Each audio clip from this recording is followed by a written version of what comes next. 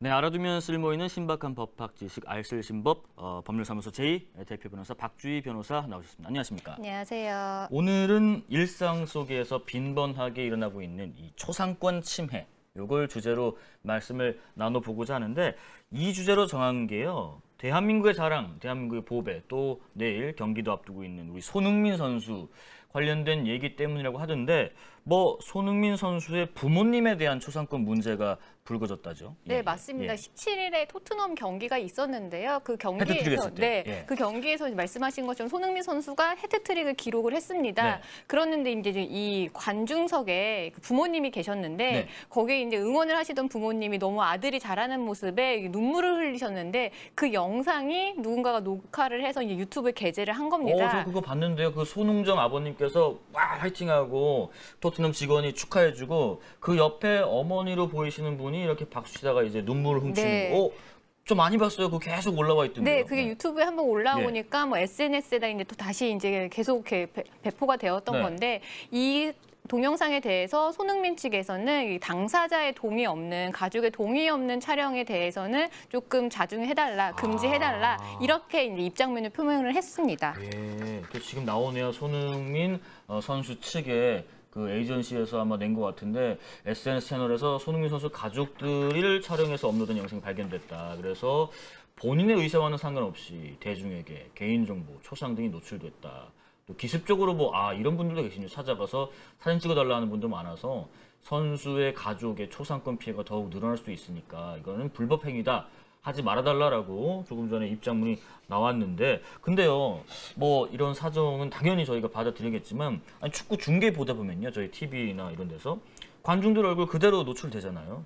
그리고 경기장 자체가 이제 뭐 공개된 장소고, 또 거기 앉으면 내가 얼마든지 찍힐 수 있다라는 것도 다 용인해 주는 게 아닌가 싶은데, 만약에 중계 화면에서도 손흥민 선수의 부모님을 쭉 잡았으면 그것도 초상권 침해가 돼요? 네, 이런 뭐 스포츠 경기를 예. 보러 갔을 때 이제 중계가 됐을 때 네. 공개된 장소니까 네. 모든 이런 나의 촬영에 대해서 동의한 거 아니냐 예. 이렇게 보시는 분들도 있긴 한데 초상권 침해를 판단을 할 때는 좀 세심하게 판단을 해야 돼요. 단순히 중계를 하는 데 있어서 배경으로 잠깐 등장하는 것과 별개로 네. 어떤 특정 관객을 뭐 클로즈업을 해서 촬영을 한다거나 아니면 그리고 촬영을 했다라고 하더라도 그게 이제 나중에 어떻게 활용되느냐에 따라서 또 초상권 침해가 될 수가 있는데 요즘은 뭐 계속 재생산이 가능하잖아요. 예. 그리고 그걸 또 상업적으로 활용할 수도 있고 그래서 손흥민 부모님들 같은 경우도 중계석에서 잡히는 거에 대해서는 뭐 우리가 말씀하신 것처럼 묵시적으로 동의한 거 아니냐 이렇게 보는데 그거를 또 다시 유튜브에 올려서 그걸 또 상업적으로 활용하는 행위 이런 부분에 대해서는 초상권 침해라고 주장을 할 수가 있겠죠. 네. 자, 그러면은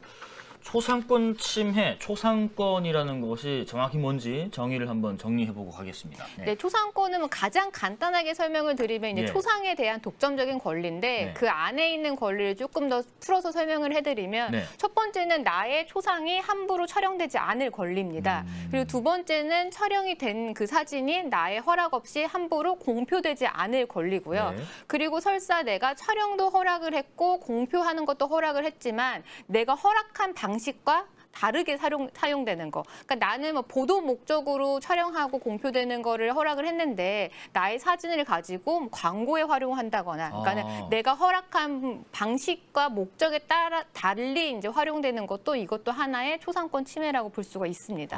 함부로 촬영을 하거나 함부로 공표를 하거나 둘 다 오케이 했지만 내가 설명 듣기로의 의도와 완전 다르게 뭐 쓰이고 있다 이러면은 다 초상권 침해에 걸릴 수 있다는데 조금 더 실제 사례를 바탕으로 예를 몇 가지 좀 들어주시겠어요? 네, 그 초상권과 관련해서 우리나라에서 가장 유명한 판례를 하나 설명을 해드리면 이 뉴스위크와 이화여대생의 사건이 있었어요. 네. 90년대 초에 발생한 사건인데 아마 앵커님도 언론사 준비하시면서 아마 들어보셨을지 모르겠는데 90년대 초에 뉴스위크에서 이화여대 정문을 걸어 나오는 학생 5명을 촬영한 사건이 있었어요. 당연히 동의 없이 촬영을 했고 그 사진을 이제 뉴스에 게재를 했는데 문제는 그 기사가 어떤 기사였냐면 그 타이틀이 뭐였냐면 돈의 노예들이라는 기사에 그 사진이 사용이 됐습니다. 제목 기사가 그거였다고요? 네, 90년대 이제 우리나라의 이제 예. 과소비를 지적하는 이제 뉴스위크 기사였는데 네.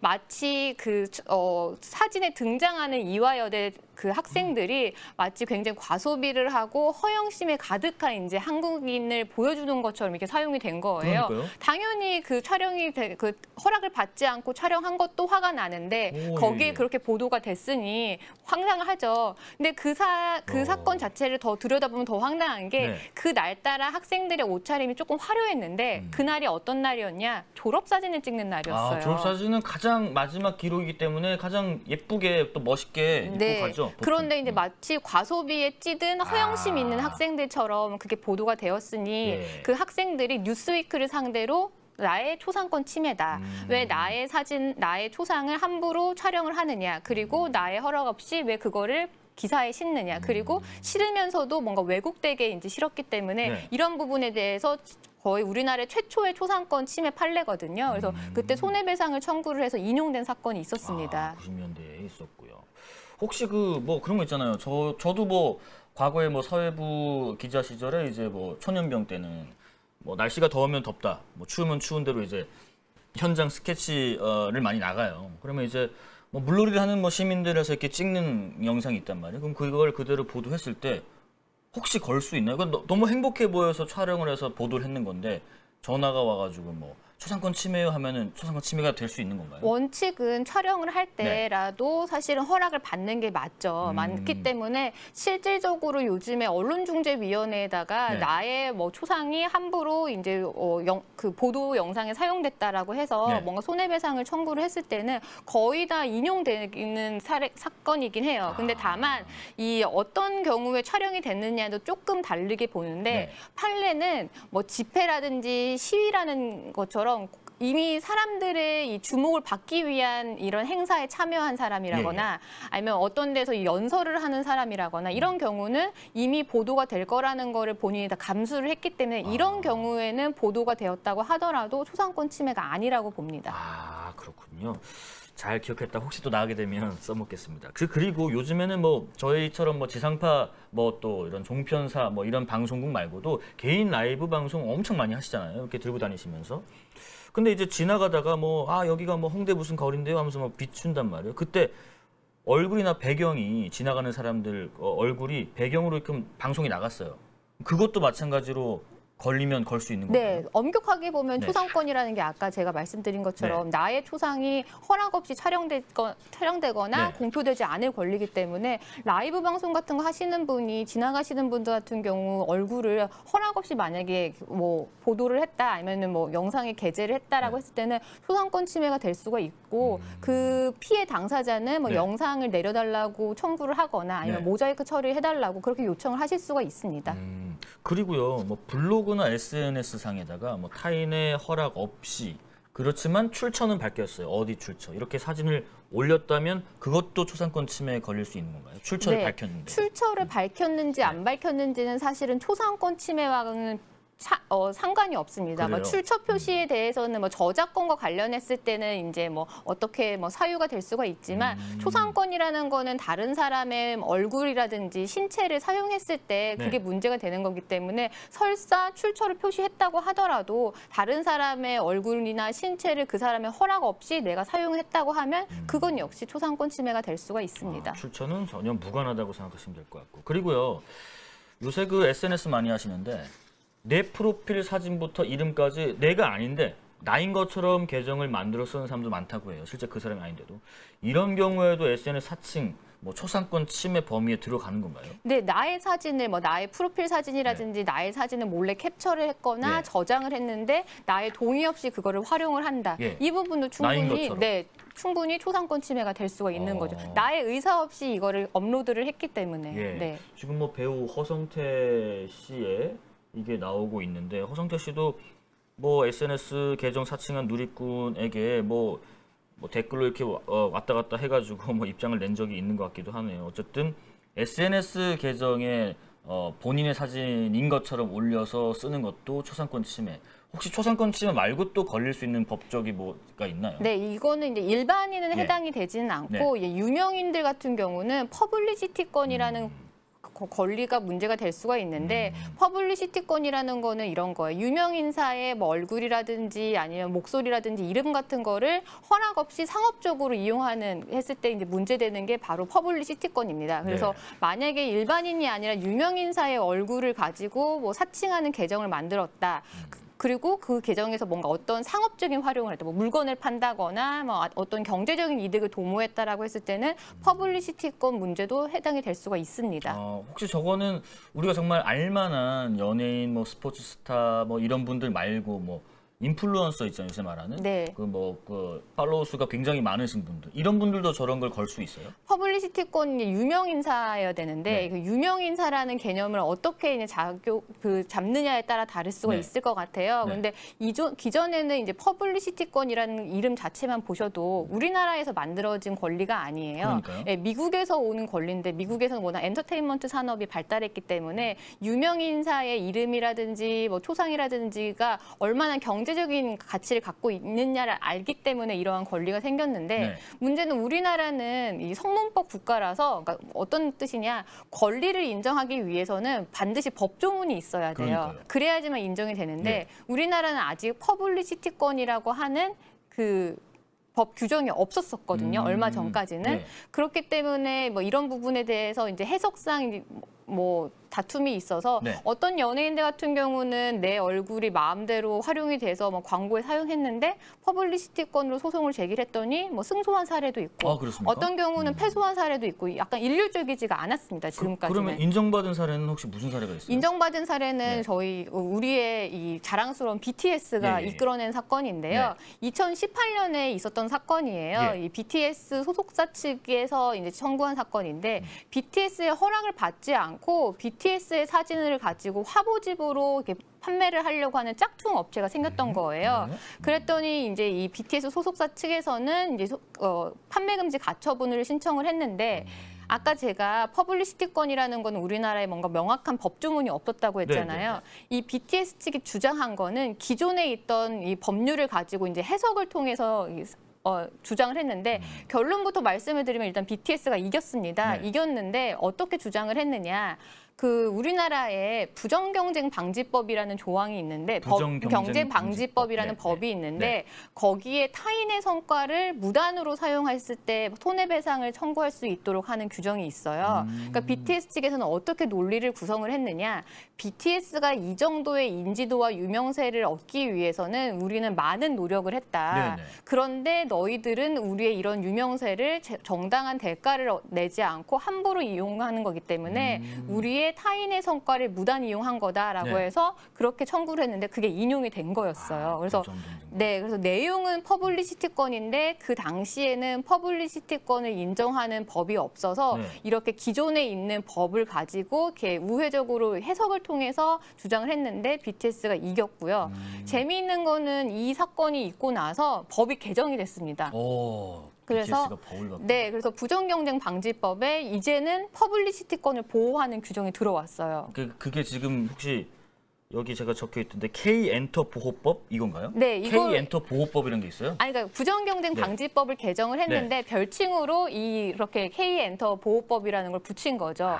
네, 워낙 이제 BTS뿐만이 아니라 우리 K-컬처가 인기를 얻으면서 우리나라의 연예인들이 굉장히 인기를 많이 얻고 있는데 우리나라뿐만이 아니라 해외에서도 막 도용을 당하는 거거든요. 막 사진도 마음대로 사용하고 뭐 이름도 마음대로 이게 상업적으로 사용하기 때문에 이거를 막자, 이 피해를 막자라고 해가지고 아까 제가 말씀드렸던 이 부정경쟁방지법에 이 퍼블리시티권을 보호하는 조항이 이번에 개정이 되면서 들어왔어요. 그래서 들어오면서 이제 별칭으로 K-엔터 보호법이다 이렇게 붙인 거죠. 예. 그리고 저는 이 내용을 같이 준비하면서 이게 해외 사례 아닌가 싶은데 한국 사례인가 궁금하기도 하고요. 부모가 자녀의 일상을 SNS에 공유를 했는데 이 행동이 초상권 침해가 될 수 있다. 내 자식인데요? 이 부분 아마 해외 뉴스일 거예요. 해외죠. 아마 해외 뉴스 보신 분이 있으시겠지만 그 자녀가 부모를 상대로 나의 사진을 나의 허락 없이 업로드했냐라고 해서 손해배상 청구한 사례가 해외에 있었습니다. 그런데 돼요? 받아들여져요 이게? 될 수가 있죠. 그렇습니까? 네. 왜냐하면 이제는 그래서 해외 같은 경우 해외에도 아이의 사진을 아무리 아이라고 하더라도 네. 허락 없이 올리는 게 과연 합당하냐 이런 논의가 만들어졌고 실제 프랑스에서는 법이 개정이 되어서 자녀의 동의 없이 부모가 사진을 올렸을 때는 벌금에 처해지도록 법이 개정이 됐습니다. 그러니까 부모가 네. 자녀의 그 뭐 이쁜 사진들, 이쁜 영상들 찍어서 막 올렸는데 그걸 자녀가 초상권 침해로 걸었는데 저기 받아들여졌다고요. 그러니까 벌금을 할 수 있다라고 벌금을 이제 부과해서 형사처벌이 될 수 있도록 법이 만들어졌다라는 거죠. 우리나라도 혹시 그게 적용이 가능한가요? 아직 우리나라에서는 그런 뭐 법이 만들어지진 않았는데 네. 우리나라도 아마 이 문제가 나올 것 같아요. 왜냐하면 그래요? 근데 다만 이거는 좀 사회적인 논의가 필요한 건데 네. 초상권으로 보호받는 주체는 뭐 나이로 제한을 받는 게 아니에요. 네. 뭐 갓 태어난 영아부터 나이 드신 분들까지 모두 적용을 받는 건데 다만 이제 부모는 자녀에 대한 통제권이 있기 때문에 통제권이 있는 부모가 자녀의 사진을 올리는 것도 과연 이 부분도 초상권으로 이제 규정을 할 수가 있겠느냐라는 문제가 나오는데 네. 왜냐하면 요즘 뭐 SNS에 이제 아이 사진을 올리시는 분들을 보면 네. 되게 평범한 사진을 올리시는 분들도 있지만 네. 나중에 아이가 커서 봤을 때 굉장히 좀 뭐라고 하지 수치심을 느낄 수 있는 사진 뭐 쉽게 말하면 배변하는 사진 같은 것도 올리시는 분들이 있거든요. 예. 이런 부분은 아무리 아이가 의사결정권이 없다고 하더라도 이 부분에 대해서는 아이의 수치심을 자극할 수 있는 사진이기 때문에 이런 부분에 대해서는 좀 제한해야 되는 거 아니냐 이런 논의가 우리나라에서도 지금 나오고 있습니다. 와, 이 자녀가 부모에게 이렇게 해서 벌금을 받은 사례가 해외에 있었군요. 프랑스에서 있었다고 합니다. 자, 알쓸신법 오늘은 초상권 관련된 말씀 나눠봤고요. 자, 오늘 나눠봤던 얘기 중에서 주요 댓글들 몇 개 좀 소개해드리고 마무리하겠습니다. 일단 윤석열 대통령의 그 발언 관련해서는 추렸습니다. 대부분이 그 의견들이셔서 김미경님 외교는 숨소리조차 조심해야 한다는데 하시고요. 해돈님 대통령 공적인 사람이 미국 가서 미국 의원 욕하면 미국 국민들에게 욕을 한 것이나 한 가지다라고 하시고요. 콘스탄틴님 사적 발언이라고 해명하면 국격이 올라가나 그걸 해명이라고 하시나라고 이제 대통령실에 조금 전 해명에 대해서도 지적을 해주셨고 알쏭달쏭 컴퓨터 지인님 사석에서라도 그런 소리 하면 안 됐다라고 질책하시고요. 강백호님 윤석열 대통령님 조금만 조심해 주시고 항상 지지하고 응원합니다라고 하시고 이명환님 별일 아니구만 바이든 걱정하는 건데라고 두둔하는 분도 계시고요. 자, 그리고 신당역 살인 사건의 그 피해자의 그 위패 실명을 노출시킨 관련해서 스포트라이트님 아직도 정신 못 차린 공사네라고 의견 주셨습니다. 자, 9월 22일 목요일 알쓸신법 마지막 코너로 오늘 마무리하고요. 내일 오후 3시에 용감하게 더 돌아오겠습니다. 오늘 고생하셨습니다. 고맙습니다. 네, 감사합니다. 고맙습니다.